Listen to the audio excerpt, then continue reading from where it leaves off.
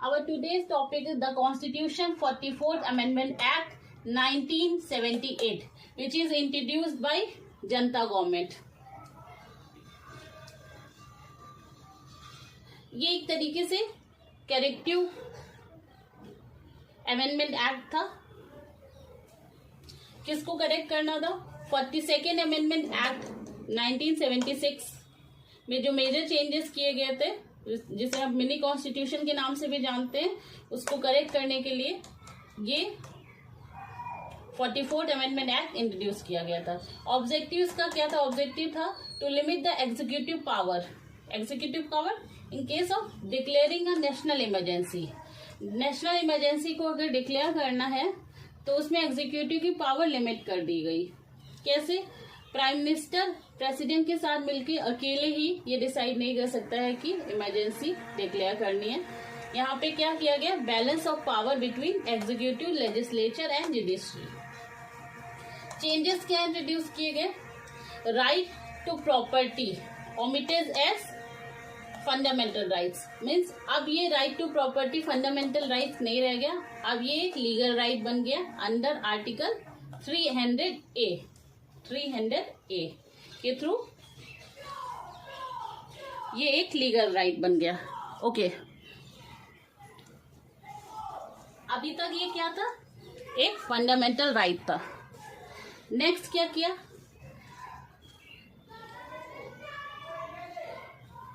अगर कोई बिल है, उसको अगर प्रेसिडेंट रिकंसिडरेशन के लिए भेजता है और इस कंसिडरेशन के बाद वापस से जो भी बिल आएगा उसको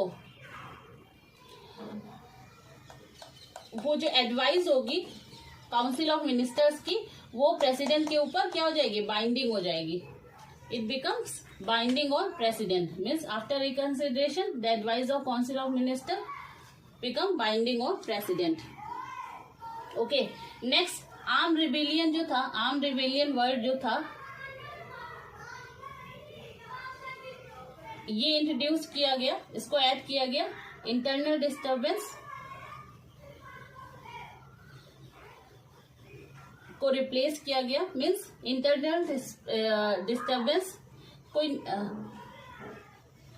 एक necessary ground proclamation of emergency नहीं हो सकता.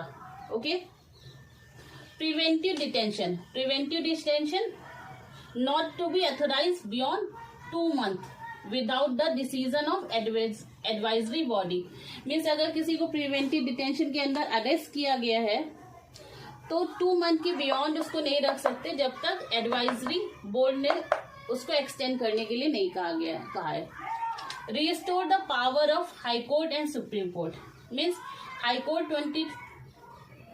226 अंडर आर्टिकल 226 के थ्रू रिट्स वगैरह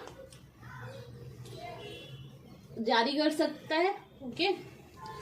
ओके, एक मेजर ये एक केस था Minerva mill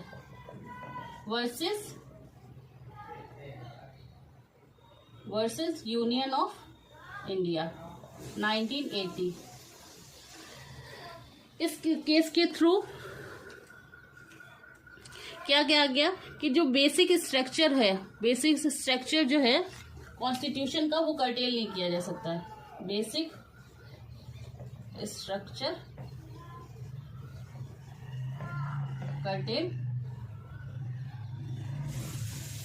not to be curtailed. Okay, यही बात इसमें कही गई थी केशवानंद भारती केस में.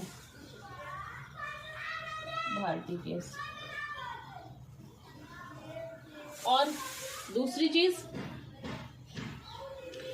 इसके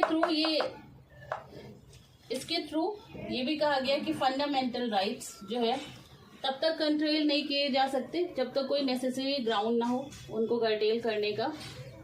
तो यहाँ पे क्या हुआ? FR